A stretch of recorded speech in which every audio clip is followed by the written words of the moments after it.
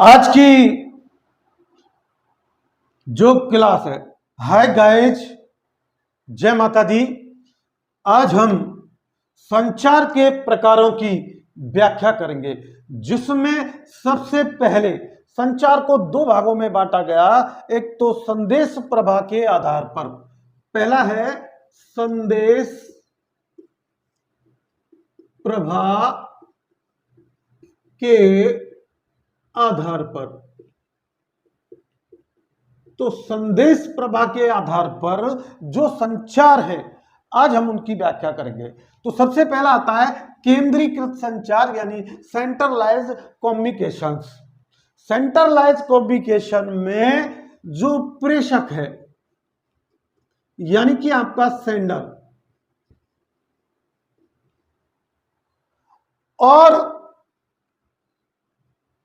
प्राप्तकर्ता यानी receiver,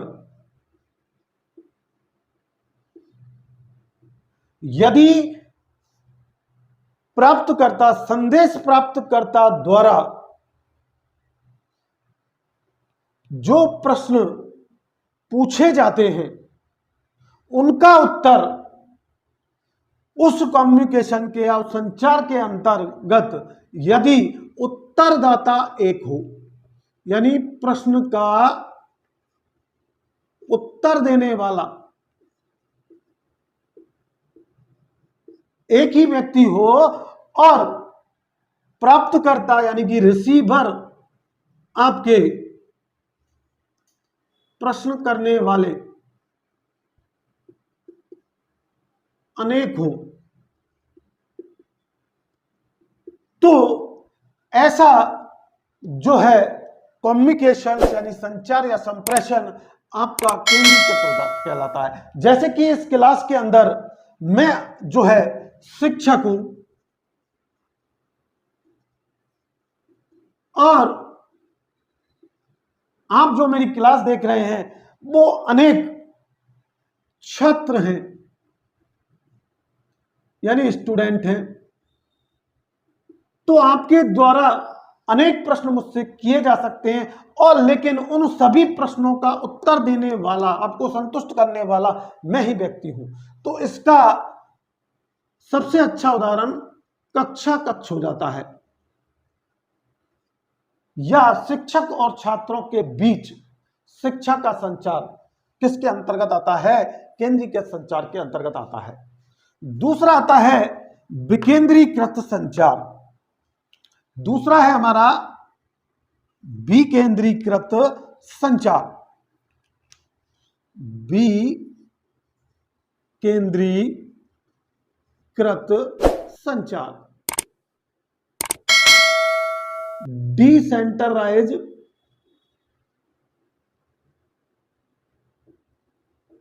communication. देखिए, ऐसा संचार, इसके ठीक विपरीत हो गया, ऐसा संचार जिसमें प्रश्न का उत्तर देने वाले, प्रश्न का उत्तर देने वाले अनेक हों और प्रश्न करने वाला एक हो, यानी सेंडर एक हो लेकिन रिसीवर अनेक हो। तो इसका सबसे अच्छा उदाहरण हो सकता है कि एक टीवी रिपोर्टर है, या आपका टीवी रिपोर्टर, जैसे ही कोई टीवी रिपोर्टर किसी सामूहिक स्थल पर किसी से प्रश्न करता है, कोई एक प्रश्न करता है कि आपके क्षेत्र में विकास कैसा हो रहा है, तो उसका कई एक साथ समूह में से कई उत्तर देते हैं, कई उत्तर देने वाले हो जाते हैं, तो ऐसा फिर विकेंद्रीकृत हो जाता है। विकेंद्रीकृत संचार कहलाता है, डिसेंट्रलाइज्ड जो कम्युनिकेशन कहलाता है। एक होता है आपका अधोगामी संचार। अधोगामी संचार, अधोगामी यानी डाउनवर्ड, डाउनवर्ड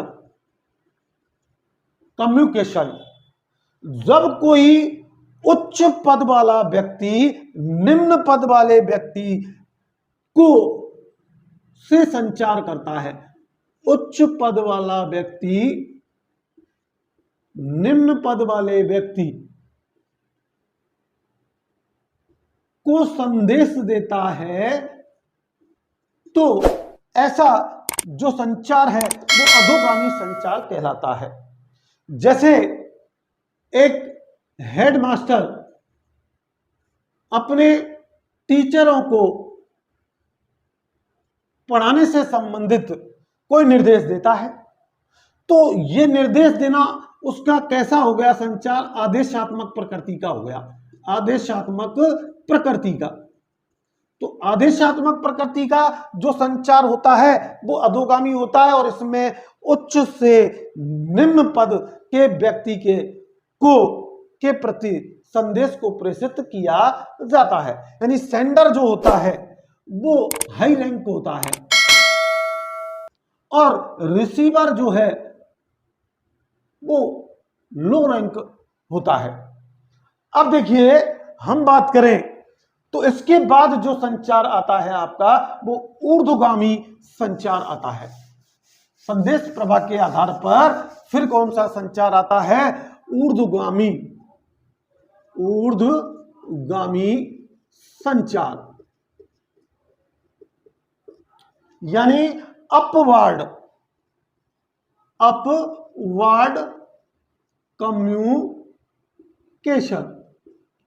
अपवार्ड कम्युनिकेशन में हमेशा निम्न पद वाले व्यक्ति द्वारा, निम्न कैटेगरी का जो होता है, निम्न पद वाले व्यक्ति द्वारा उच्च पद वाले व्यक्ति को यदि संदेश प्रेषित किया जाता है, संचार किया जाता है, तो ऐसा संचार फिर ऊर्ध्वगामी संचार कहलाता है। इस संचार की प्रकृति सुझात्मक हो सकती है, क्योंकि देखिए कि निम्न पद वाला व्यक्ति अपने उच्च पद वाले व्यक्ति को आदेश तो दे नहीं सकता, इसलिए वो क्या कर सकता है, या तो निवेदन कर सकता है या सुझाव दे सकता है।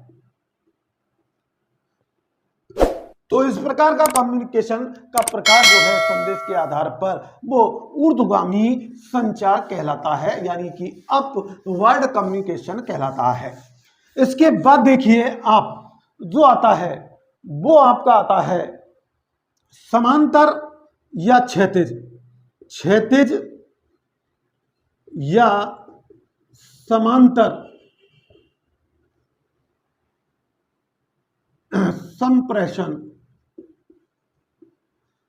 इसे हॉरिजेंटल कम्युनिकेशन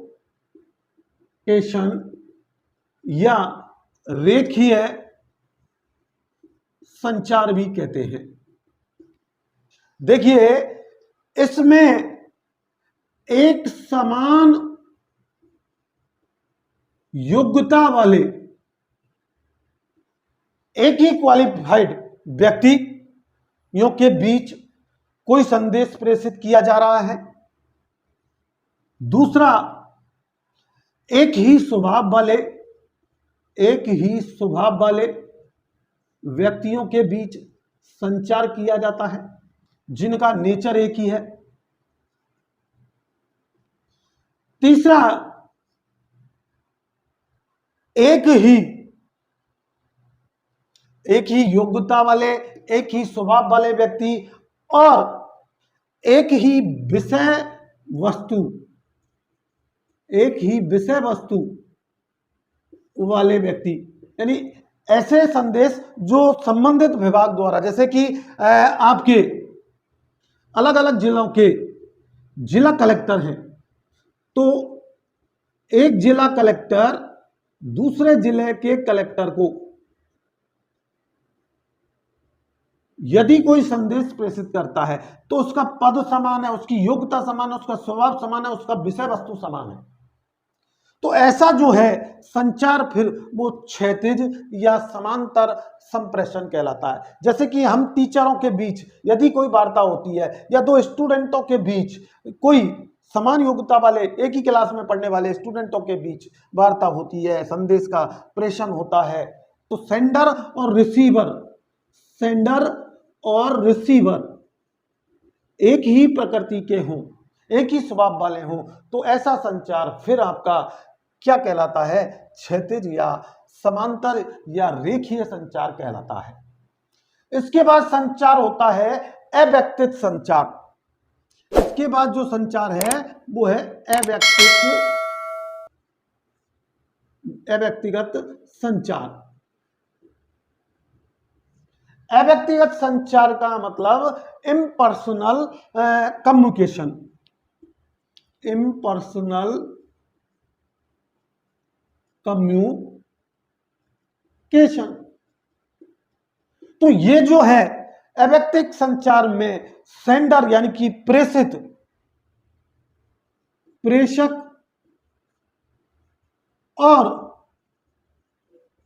आपका प्राप्तकर्ता यानी कि रिसीवर एक ही हो, एक ही व्यक्ति के बीच यदि संचार हो रहा है, जैसे कोई व्यक्ति है और वो स्वयं अपनी अंतरात्मा से बात कर रहा है, मुझे ये करना चाहिए, मुझे ये नहीं करना चाहिए, क्या मैं ये कर सकता हूं, मैं ये योग्यता प्राप्त कर सकता हूं। कई आपने राह चलते हुए व्यक्तियों को देखा हुआ, वो बड़बड़ाते हुए चलते हैं, सारे करते हुए चलते हैं, तो वो खुद से संचार कर रहे होते हैं। तो ऐसा अव्यक्तिगत संचार कहलाता है जिसमें प्रेषक और प्राप्तिकर्ता एक ही होता है। इसके बाद आता है अदृश्य संचार, जो पारिभाषिक रूप में हमें बिल्कुल अव्यक्तिगत संचार जैसा लगता है। अदृश्य संचार, अदृश्य संचार यानी इनविजुअल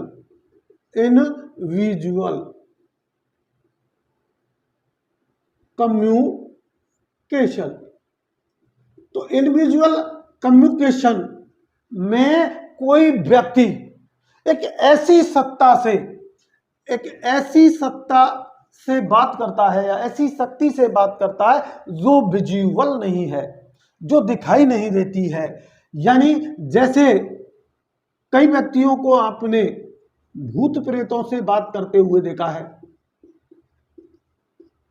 और कई व्यक्ति जो है आत्म साकार करते हैं, यानी कि ईश्वर को प्राप्त करने के लिए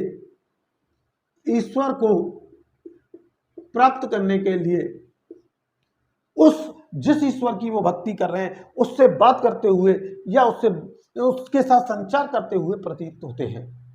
तो हालांकि ये अंधविश्वासिक संचार के रूप में है, लेकिन ऐसा भी हमारे समाज में संचार पाया जाता है जो अदृश्य संचार होता है। इसके बाद आता है आपका जो संचार, वो है औपचारिक संचार, फॉर्मल कम्युनिकेशन। औपचारिक संचार, औपचारिक संचार यानी कि फॉर्मल कम्युनिकेशन। तो फॉर्मल कम्युनिकेशन के अंतर्गत देखिए कि नियम, सिद्धांत, अनुशासन और वर्णन, ये चार अगर पाए जाएं, जहां औपचारिक जो है संचार किया जा रहा है वहां एक निश्चित नियम होंगे, एक निश्चित सिद्धांत होंगे जिनका पालन करना होता है, एक निश्चित अनुशासन में रहना होगा और एक जो है उसका वर्णन होगा, विवरण किया जा सकता है। तो औपचारिक और अनौपचारिक शिक्षा मैंने आपको पहले बताई। तो फॉर्मल एजुकेशन जो विद्यालयों में होती है, तो आप देखिए वहां पर एक छात्र के लिए विशेष नियम होते हैं, वहां उसके सिद्धांत होते हैं, आदर्श होते हैं, अनुशासन होता है और वहां के उस विद्यालय का जो है शैक्षणिक वर्णन भी होता है। तो ऐसा संचार जब होता है तो वो औपचारिक संचार कहलाता है। एक अनौपचारिक संचार कहला आता है, अनौपचारिक संचार, informal education, sorry informal communication, education बोल गया इसके लिए सॉरी। अनौपचारिक से जो है संचार, उसकी ठीक विपरीत परिभाषा देख लीजिए आप, कि जिसमें कोई नियम, सिद्धांत, अनुशासन और कोई वर्णन ना हो।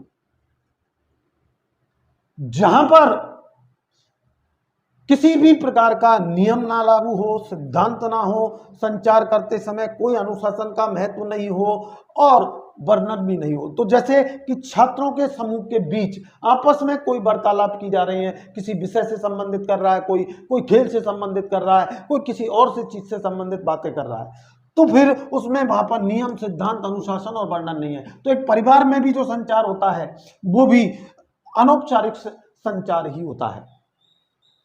अब देखिए, इसके बाद इसका एक जो प्रश्न बनता है अनौपचारिक का, वो ये है कि इसमें कौन सा गुण पाया जाता है?